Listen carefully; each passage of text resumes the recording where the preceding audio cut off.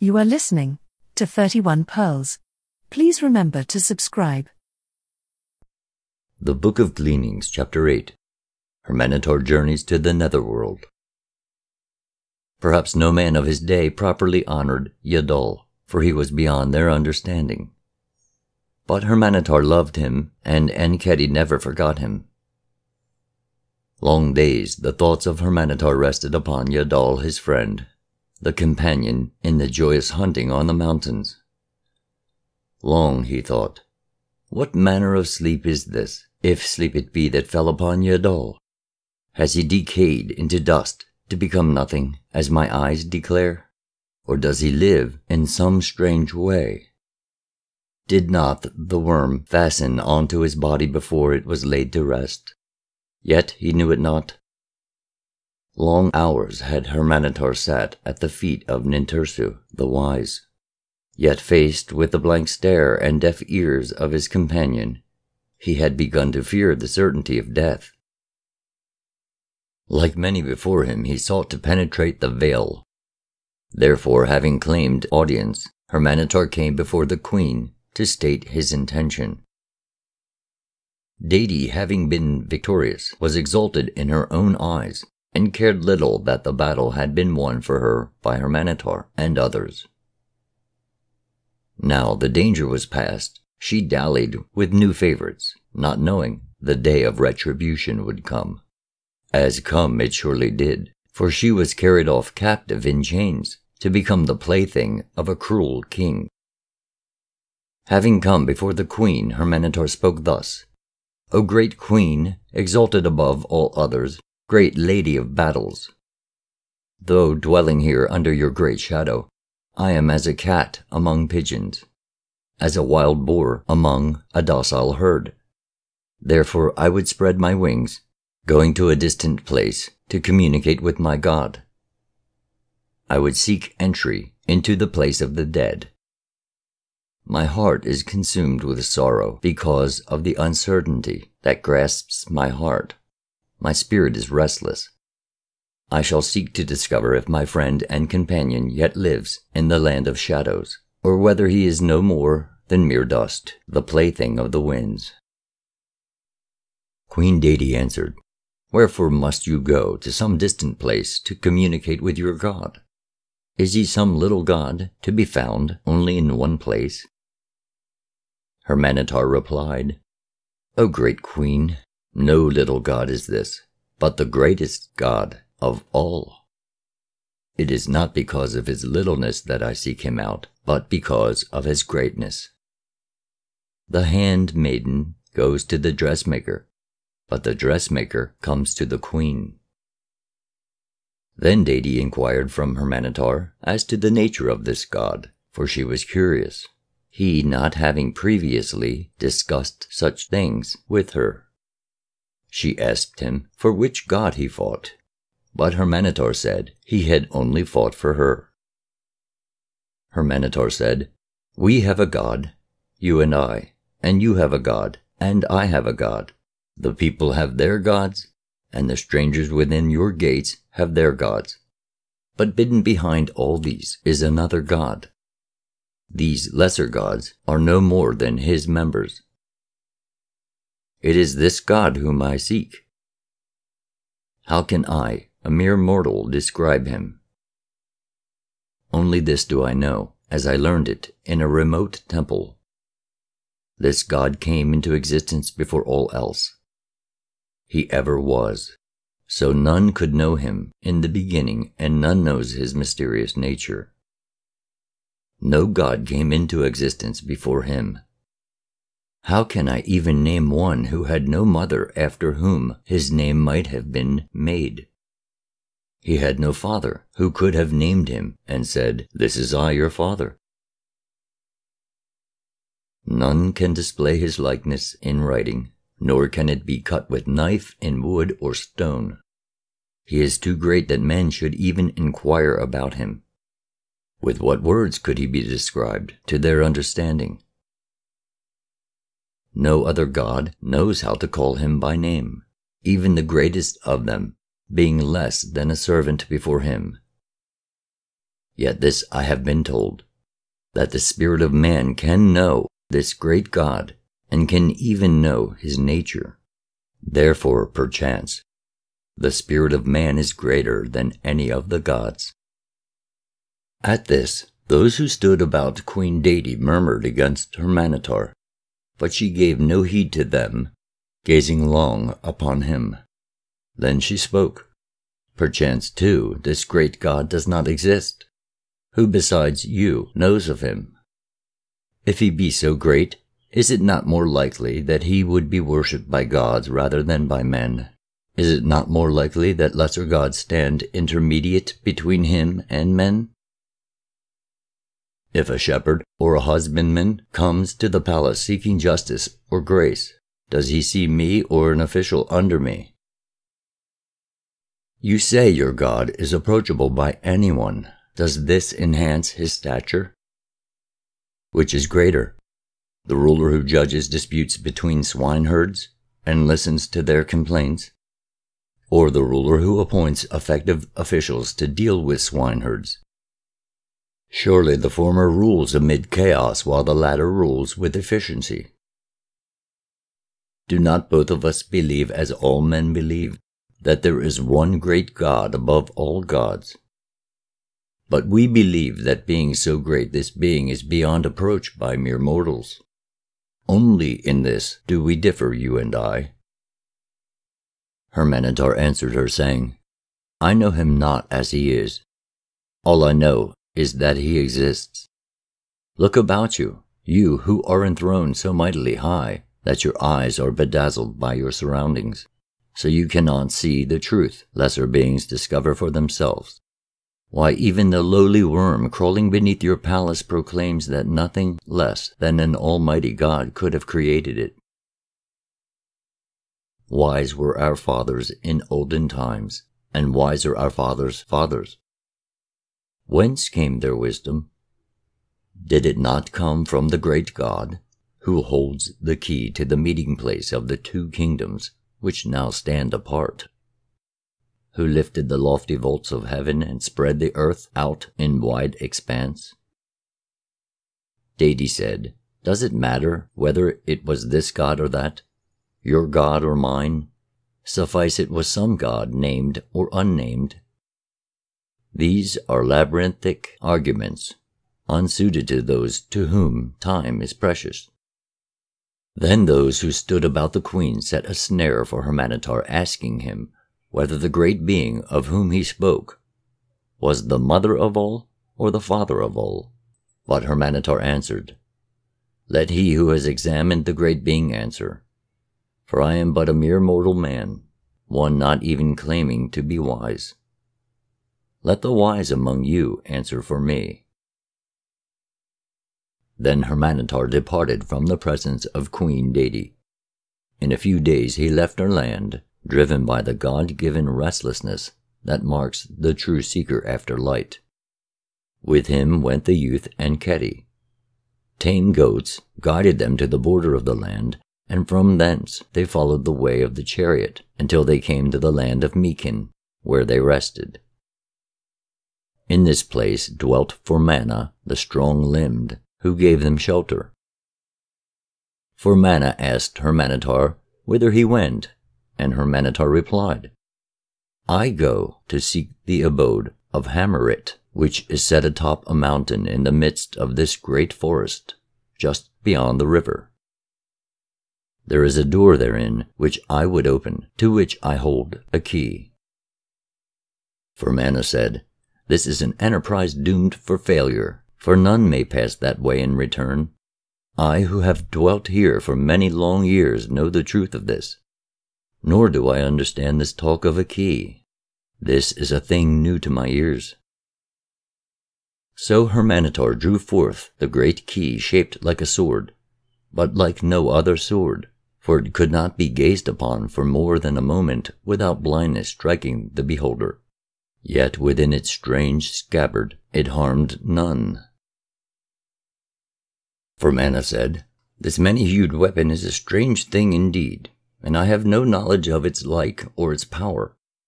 But this I do know.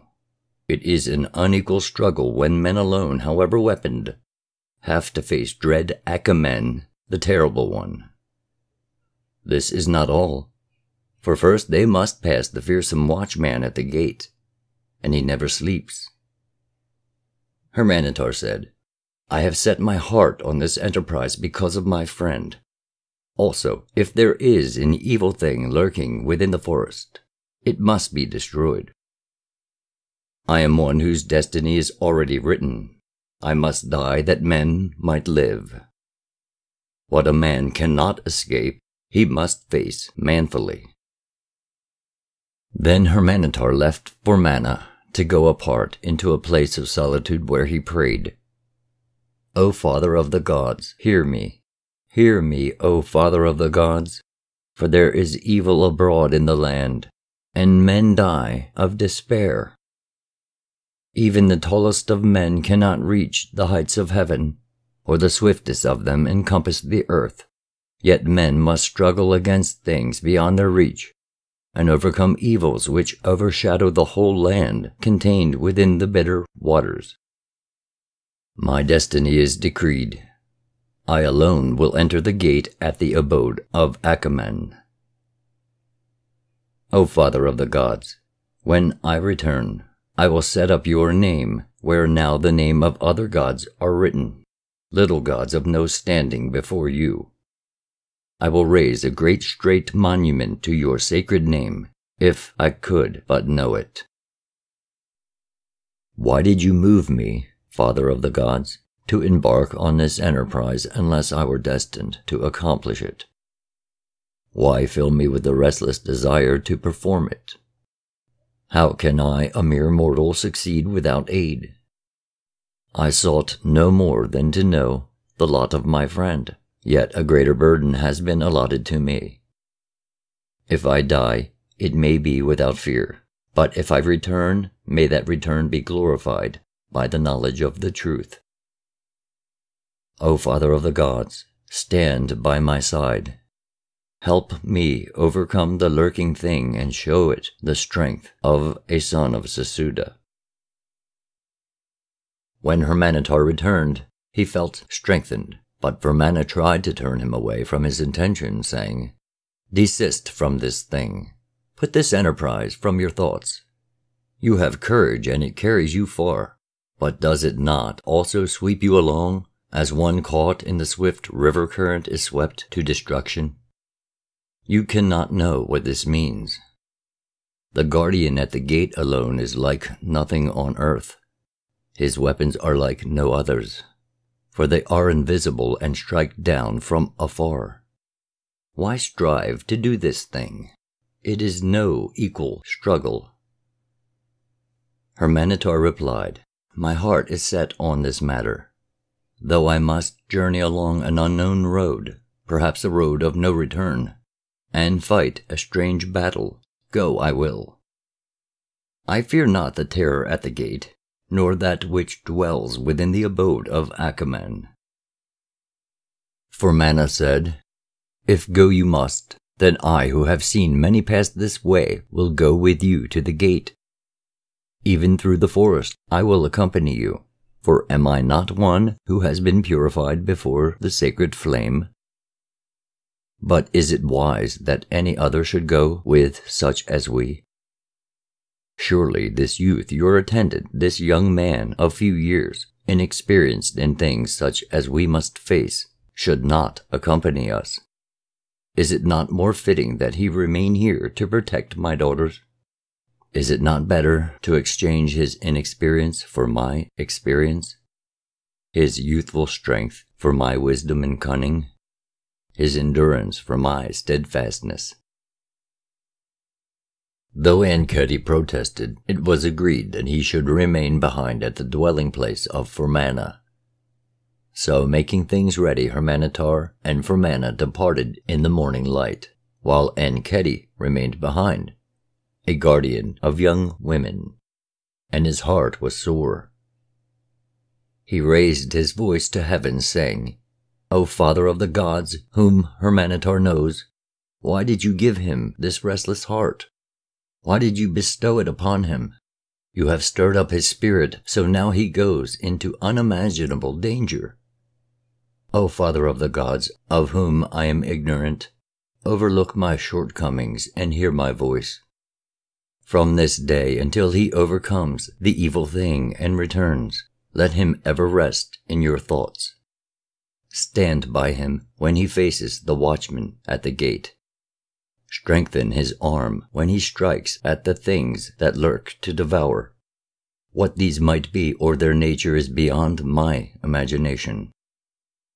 I know them only from the talk of men, each of whom sees them from a different stance. Yet have any truly seen and lived to return? I know not, but I pray sincerely for him whom I serve. When Hurmanetar and Hurmana came to the edge of the forest, they were attacked by lions, but they slew the beasts. Then they entered the forest and saw great trees, such as they had not seen before. They went sleepless, for dread things lurked in the murky light of the forest. They pressed on, coming to the foot of the mountain where they camped and slept, for it was an open place. Then as the sun rose next day, they climbed the mountain until they came to a cleared place before the cave known as the Portal of the Dead. Here Hurmanetar took leave of Hurmana, who remained in a hut just beyond the cleared place. Now Hurmanetar looked about, seeking the guardian, for he knew what had to be done before he could enter the cave. Then he saw to his right and beside the cave a stone hut, and seated before it was a very old woman. Going up to the woman, he greeted her and said, I am one who would enter the dread place, the abode of death, the threshold of the other world, the door replacing the misty veil. I am one sanctified, one knowing the lesser mysteries. I am an enlightened one. The woman replied by asking the 3 questions which all who would span the spheres must answer, and when this was done correctly, she invited Hurmanetar into the hut. Inside she indicated a stool, and when he was seated she spread a cord around him in a circle. Then she placed a firepot before him, onto which she poured the contents of a small leather bag. She also gave him a pot of green water, which he drank. Some time later, after he had slept a while, Hurmanetar was conducted to the cave, and left there at a spot known as the Devil's Mouth. For there an evil breath came from an opening in the ground.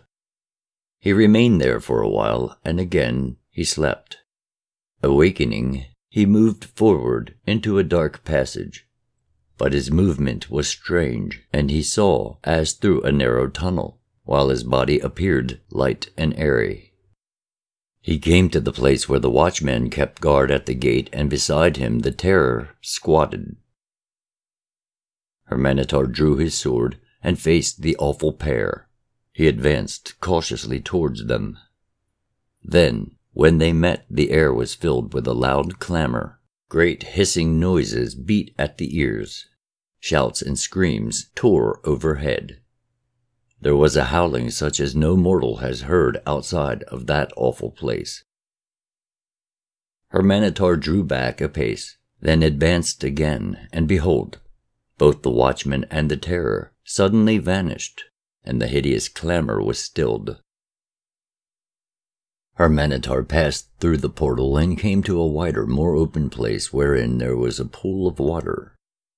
It was deep, dark, and still. He gazed into the water, and surely no mortal has ever seen such sights as he saw pictured in its stillness. He passed it by. Terrifying shadows leaped and quivered over the walls as he entered a narrowing passage, cast by some hidden ruddy light, which seemed to dance as though alive. Then he saw daylight ahead. He came out into the daylight. On one hand the mountainside reared up, on the other was a vast chasm. Between the two ran a narrow path, and up this he went. Great birds attacked him, eagles and birds with strange heads. He fought them off and continued upward until he came within the sight of the abode of Achaman. He came to it after the long journey upward, and stood before the great brazen doors, the 7 bolted doors. Hurmanetar saw no guardian before the doors, but he heard its voice as it asked the 7 questions. He who had sat at the feet of Ninturso remembered well the replies to make, and as each was answered, a bolt slid back.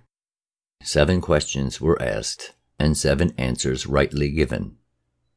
The great doors swung apart and Hurmanetar passed through, entering the courtyard of Achaman. Within the courtyard, Hurmanetar fought and overcame the 4 great beast beings, which feast on the bodies of men, but the sword of Hurmanetar laid them low. He passed through the hall of contest, where good and evil spirits fight an eternal battle for the souls of men, coming into the chamber of death. Now weary, he sat himself down on the stone called the seat of Mechalam, for it was then in this place, and he waited. Then Achaman the Terrible came, and Hurmanetar strove with him for a half a day, and prevailed. And so he entered into the place where stood the door of the spheres. This Hurmanetar opened with a great key. He passed through, and entered the abode of the dead.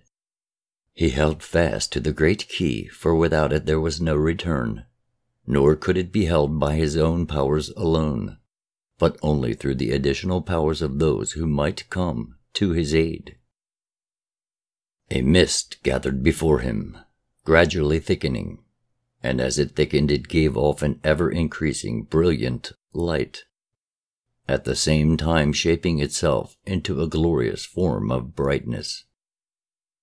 When the shaping was complete, a being stood there, radiant as the sunlight and lovely as the moonbeam. Hurmanetar heard a voice coming out from the glorious being which said, "Who are you that comes hither, wan of cheek and with lowered countenance, heavy-hearted and dejected in spirit, weary from a strange fray? There is lamentation in your heart, and surely none such as you has entered here before times. Brave indeed is the one who seeks entry by force of arms." Hurmanetar answered, "O beautiful vision, indeed my heart is not light, for I have fought an inhuman contest. I have been assailed by hideous things unknown on earth, things which haunt the night dreams of men, and are spoken of only in whispers. I have come seeking a friend, a companion of the hunt, the loyal one of my wanderings. His death lies heavily upon my heart, therefore I have dared to come even unto this place."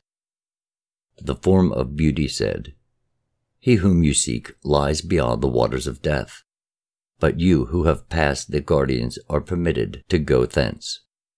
One thing, however, you must not do.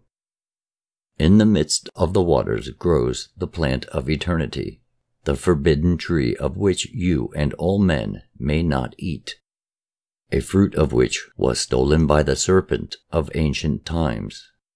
Partake of it now, and you will suffer everlasting changelessness, the most dreadful of all fates.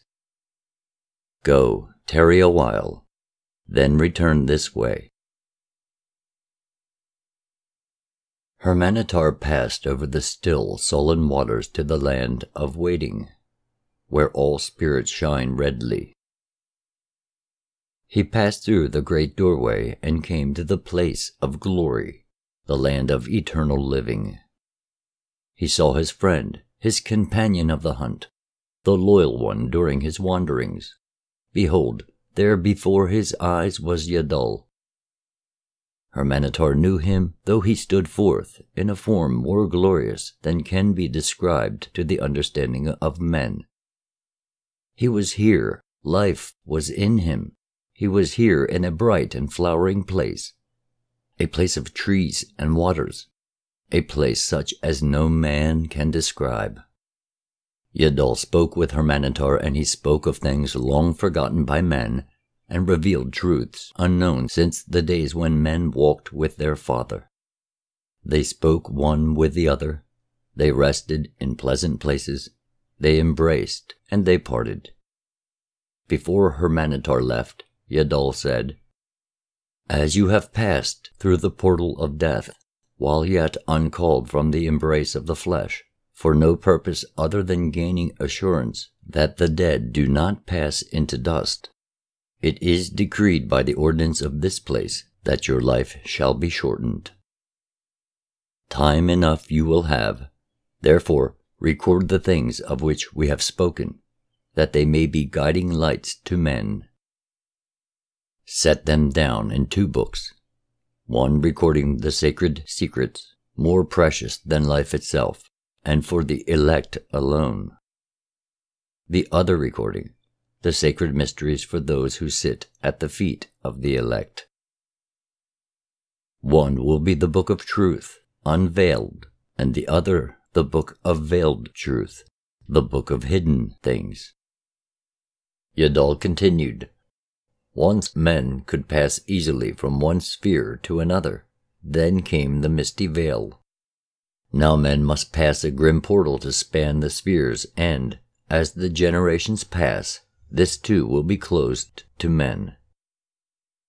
The secret of the substances which, compounded together, become the horse which can bear men here, will remain with those who know the mysteries, but these will become even harder to reach.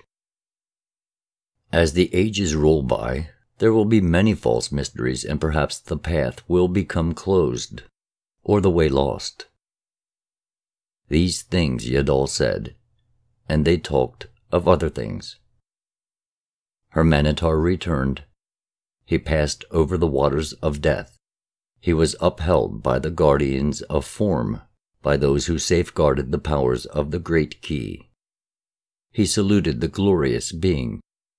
He passed through the manifold chambers, through the courtyard and the many bolted doors, down the winding path lit by strange torches, through the cavern and out through the cave. At the entrance, Hurmanetar still waited. He arose from his watch and greeted Hurmanetar warmly, saying, "I saw you as one dead, lying stiff between the twin flames, and I feared for you. Now behold, you come forth with shining countenance, as one in whom life has been renewed. My heart rejoices for you. But let us not delay, let us depart from this dread place. For I have spent the whole long vigil in fear-enshrouded watchfulness." They departed the mountain, they passed through the forest. They fought with things that lurked in the gloom beneath the tall overhanging trees. They came through the gate of many cubits, and back to the pleasant pastures of Hurmanetar.